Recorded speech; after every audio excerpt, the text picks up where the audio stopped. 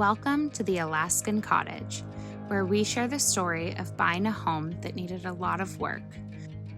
We had one goal in mind. That goal kept us going for 2 years. While working, renovating, and raising our family, we were able to make the home new again. We sold it with almost everything that we owned to follow our dream.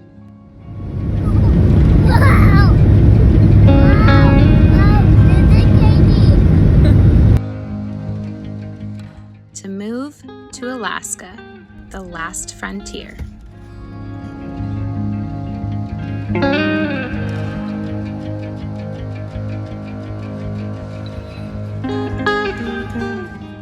So we drove around, looking at property after property until we found it.